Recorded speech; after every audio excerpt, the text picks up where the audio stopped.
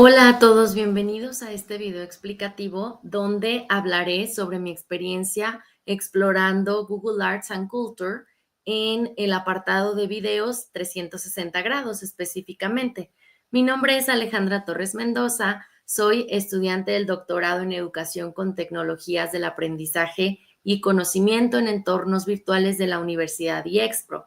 Y como les comentaba, en este video tengo el propósito de platicarles sobre lo increíble que fue el explorar Google Arts and Culture y conocer una nueva forma de implementar contenidos y de propiciar ese aprendizaje en mis alumnos de preescolar. Para comenzar, les voy a presentar el primero de los videos que habla un poco sobre un interés muy importante para mis alumnos, lo que es la vida de la tierra, los animales y los ecosistemas. Is incredibly rich. Richness of form, function, beauty, interconnectedness. It is this richness of life that makes our ecosystems work, providing food, oxygen, climate control, medicine, and other resources which enable us to live on this planet.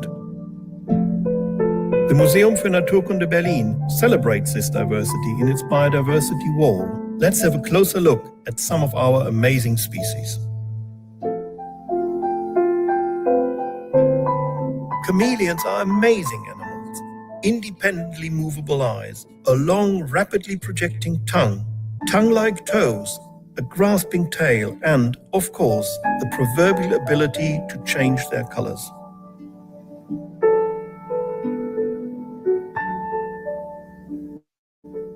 Rays are fascinating winged underwater flyers.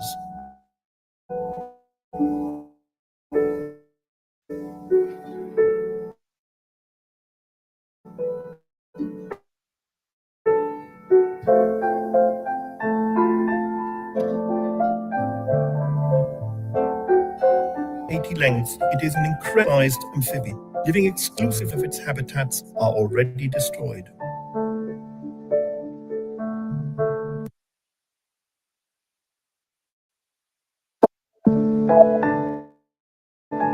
The giant pangolin lives in West and Central Africa, where it is under severe hunting pressure for its meat and supposed healing powers. When threatened, it can roll into a scaly ball.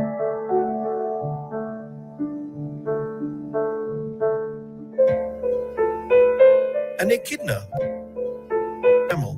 After having hatched from their mother's belly pouch, the young are nursed by milk like human babies.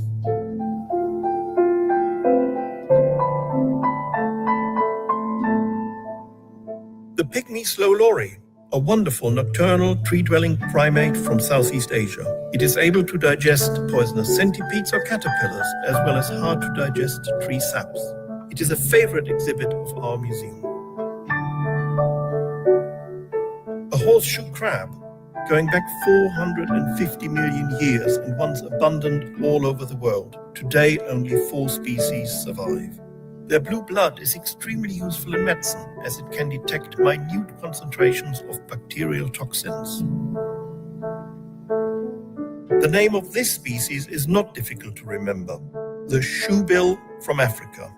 Like so many species, they are threatened by habitat destruction and hunting.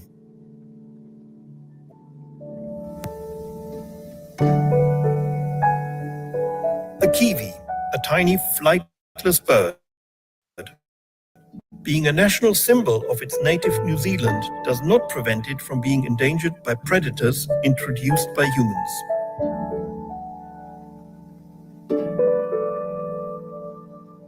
Earth biodiversity has always been at risk. In the last 500 million years, several minor and 5 major extinction events destroyed between 30 and 90% of all species. Most extinctions have been caused by rapid climate change. However, biodiversity was always regenerated through natural processes, taking many hundreds of thousands or millions of years. Today, the diversity of life of our natural environment is again at risk. But this time, the force threatening it is us, humans. Our need for land, food, energy, raw materials is driving species extinction. We are transforming the planet. Thus, scientists are considering to call our time a new geological age, the Anthropocene. If we were to change our behavior, nature would recover, as it has in the geological past. However, this will take a very long time. We don't have to save nature, but to help future generations, we need to better manage our natural, geological, and biological resources. The Museum für Naturkunde in Berlin is dedicated to this work. We count on your support.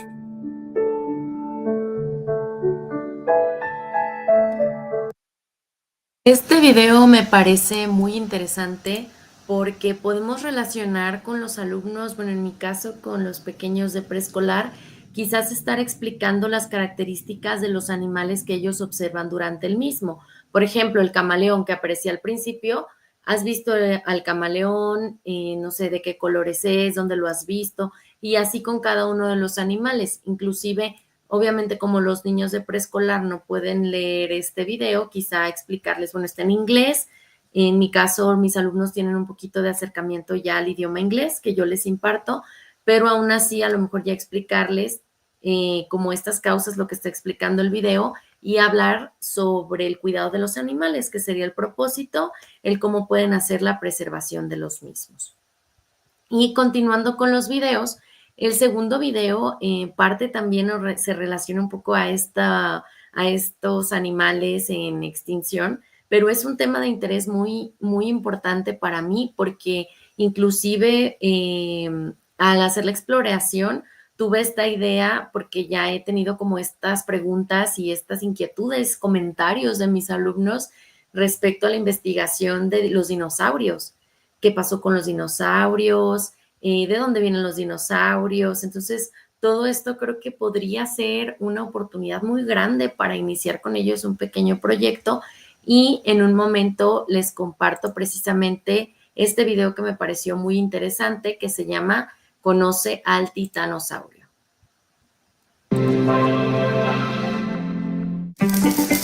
A new dinosaur is coming to the halls of the American Museum of Natural History. This titanosaur is a really huge animal. It's over 120 feet long. It lived in what's now present-day Argentina about 100 million years ago. The last 20 years have really been the new golden age of dinosaur discovery. New kinds of animals have been found all over the world, in Africa and Asia and Patagonia, and this is just one of the latest ones. A couple of years ago, one of my ex-graduate students, Diego Pol, sent me an email saying that a farmer near Galeo in Patagonia had found an amazing dinosaur, one of the largest land animals ever to live. Over the next couple of years, they extracted this specimen from the rocks at the ranch. We went down to Argentina and we 3D scanned all the bones in the field and in the lab. We had the whole skeleton completely digitized in 4 weeks. We took the data and then we carved the bones out of slabs of foam with our 5-axis milling machine.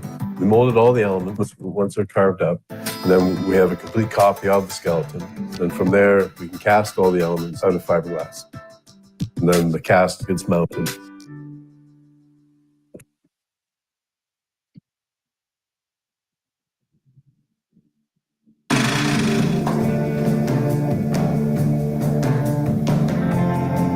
When you're trying to determine the mass, the weight of an animal this big, it's pretty tough. A good example of that is if you pick up a puppy. It's pretty heavy compared to picking up a bird, a chicken that's about the same size. That's because their bones are constructed very differently. The bones of this titanosaur were, while not hollow, they were what we call cancellous. So they had lots of little tiny air pockets all through them, like a piece of styrofoam. So the bones themselves would be very, very, very light. That's the only way an animal like this could get so big. We chose to display this animal now because it represents one of the newest big dinosaurs that's been found anywhere in the world. We have some tremendous things here. We have the blue whale, we have the Tyrannosaurus rex, we have the Barosaurus, and now we're going to have the Titanosaur.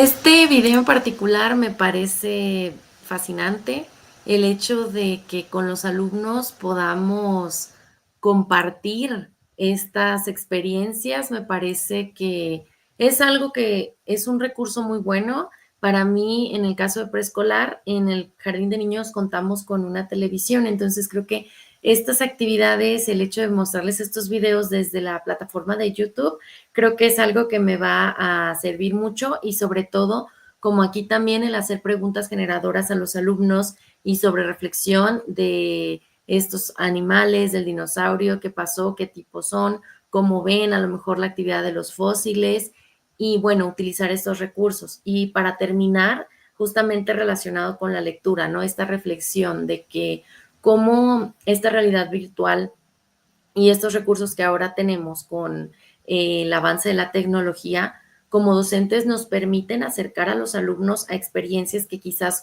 no tendrían si no fuera por ello. Por ejemplo, para mis alumnos, en una muy breve explicación, es muy complicado por sus recursos económicos el asistir a museos. Y también esta parte de videos, Google Ads me parece excelente para poderlos llevar a estos lugares sin tener que salir de la escuela. Entonces, creo que es una muy buena oportunidad como docentes para adentrarnos en estas nuevas formas de enseñar y de explorar, invitando así a los docentes que estén viendo este video a que exploren estos contenidos, estos recursos y también se empapen de esta información que seguramente podrá transformar sus prácticas educativas. Muchas gracias por su atención y nos vemos en próximos videos.